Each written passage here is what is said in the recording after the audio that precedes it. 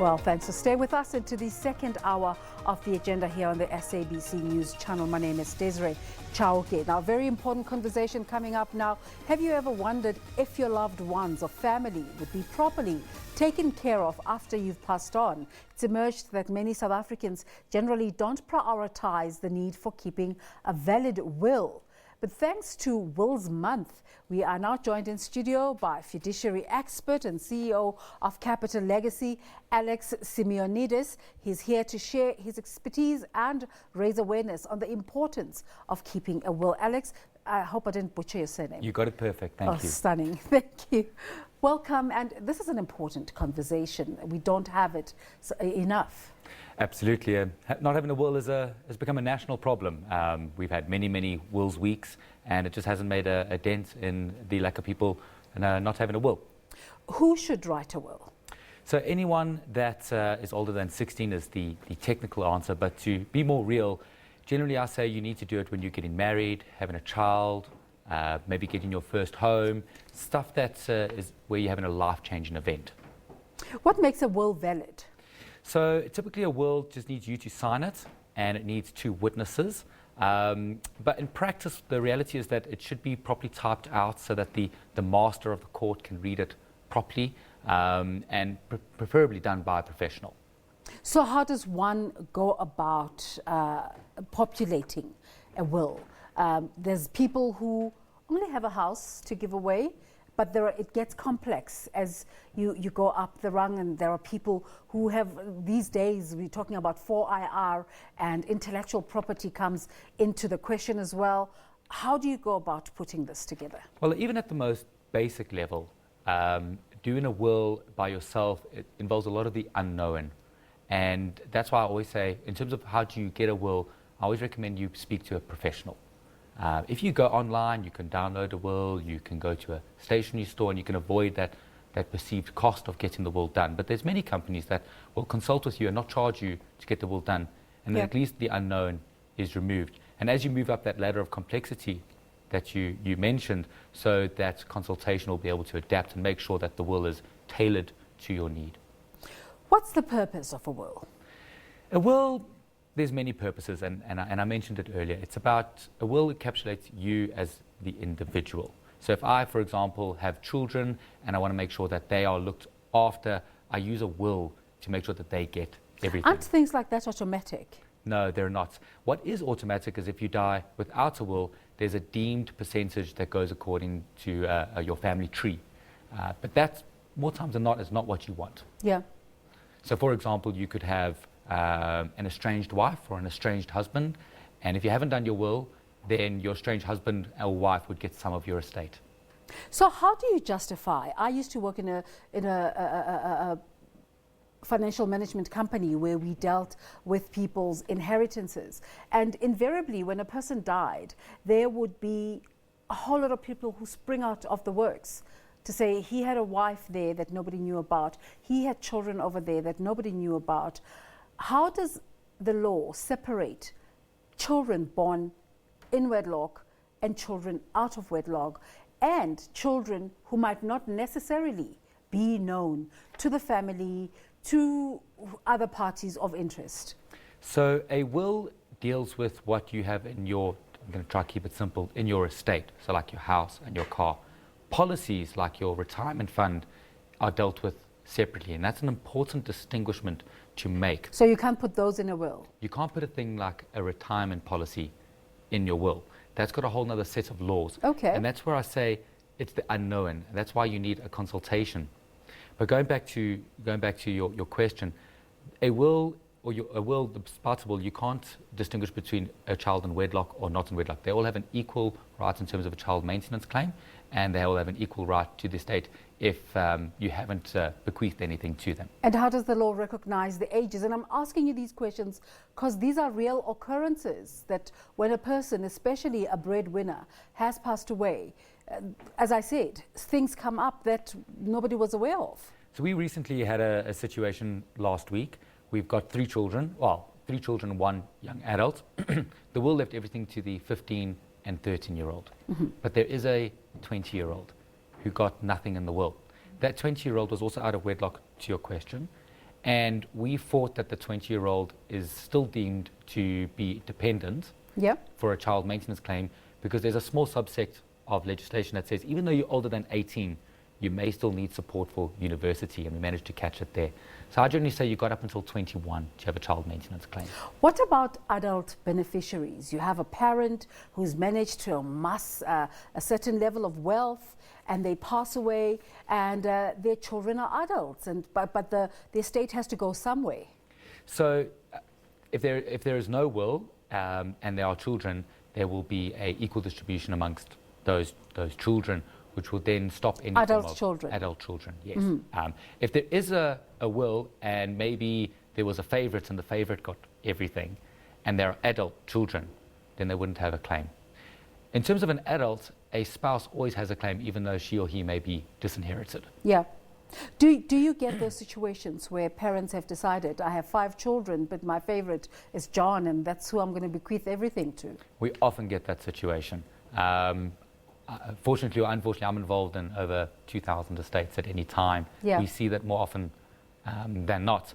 And my encouragement is that if there really is no problem, don't try give more to one child because they're younger, because you maybe think they need more, because when you're not there to talk, it becomes a difficult conversation I've got to have. Yeah. But yes, I do see it more often than you can think.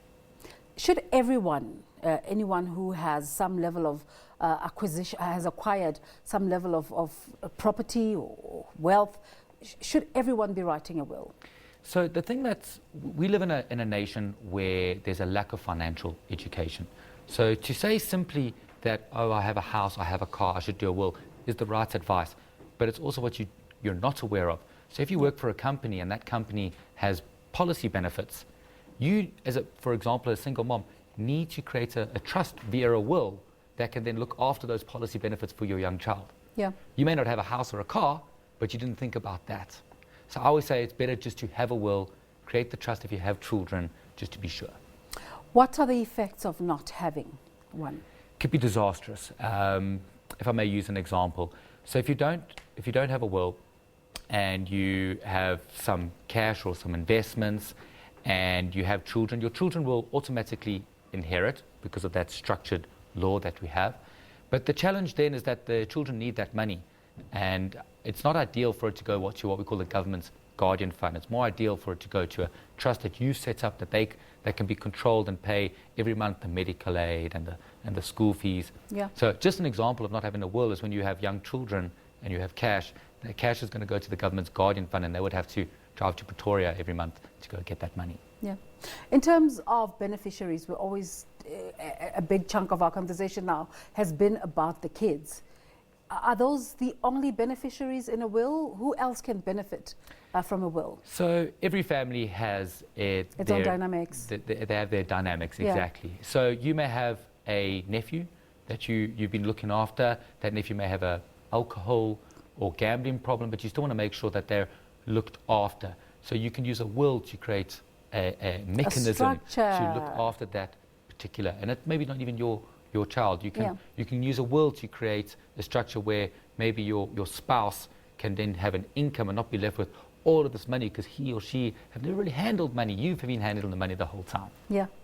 So that's where a will can be so powerful. Okay, so how can we encourage South Africans to engage with this aspect of our life that we ignore most of the time? So I think it's a combination. So we've been doing this now for 7 years, and we thought one of the solutions we offered was the silver bullet, and that was doing the will for free.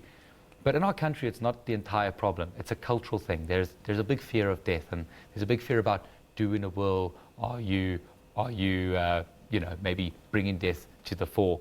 But it's a responsibility thing.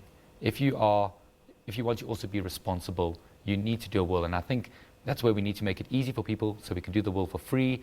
You can come out to them so that they don't need to take time off work, for example. But at the same time, we have to get over this cultural perception of that a will is not bad. A will is a good thing. Yeah. Tell us about your work and the kind of case studies that you've come across that kind of represent general societal problems in terms of having wills. So I mentioned it earlier. We do wills, we do estates. The lack of financial education and the lack of financial advice is our biggest problem when we're winding up an estate. Too often we see that a will has been done by someone and they haven't taken into account the life cover that was paying out. So for example, we have an estate where a fiance is getting the life cover, but the will leaves everything to the son, but everything is the house or the bond. There is no inducement or incentive for the fiance now to pay the life cover to settle the bond. That house is going to have to get sold. Yeah. So even then, the person did a will, they had a financial advisor, but our biggest problem is that there's no compatibility between the two. So one of the things our viewers are usually worried about is the cost implication of such an exercise. If a person were to approach you to help them with such a situation, we've been on, when we entered the market, cost implications? When we entered the market, the biggest problem was this fee that you had to pay to get a will done. We developed some software and some technology and some processes to get that will to everyone for free. But that doesn't stop there. That's not where the real costs are. The real costs happen, from your experience, when you pass away, those executor fees, the trustee fees. As much as you have many family coming out the woodwork, you have many lawyers and accountants coming out to charge a fee, and they're perfectly within reason. They are professionals, but they Is it affordable though? No. So, I mean, we've seen it take up to 1/3 of a person's inheritance, and that's where our crusade now begins. Our crusade is about those fees. We're saying, the fee that you want to charge for a professional service, that's not right. You're leaving people destitute. And we need to do something about it. It takes away the reason for doing it in the first place. Exactly. So that's problematic. That's another conversation that needs to be had in the country. Where you can leave everything and do everything perfectly, but if you haven't thought about the fees or made a solution to the fees, then maybe that house needs to get sold because the lawyer needs to get paid. So if a person totally understands what has been bequeathed to them and does not need to go through the lawyer route or the intermediary route, is it less costly? So the chances are, we've seen it many times. So in our world, we don't like to force people to appoint us to be the executor, like a bank and so forth. So we encourage people to appoint their brother or their wife so that they're involved. So it then brings in another conversation. Families should be talking about wills and the contents. It might not be the easiest conversation. It's the hardest conversation that you need to have. But we find that if it's been spoken about early enough, then it goes much smoother because there's less... there's better clarity about what to expect. But to your original question, we often find people go off and they try to do it themselves to save the money. Yeah. But they get so caught up in it's littered with many processes. Each estate is a court case. Absolutely. And they end up outsourcing it to people like ourselves in the end anyway. Because really? It is a professional service that is required. It is unavoidable. Some have managed to get it done, but the time cost has been more than what they would have paid. All right. Thank you so much for talking to us today. Alex Simeonides, a fiduciary expert and CEO at Capital Legacy, talking about Wills Week. Thank you.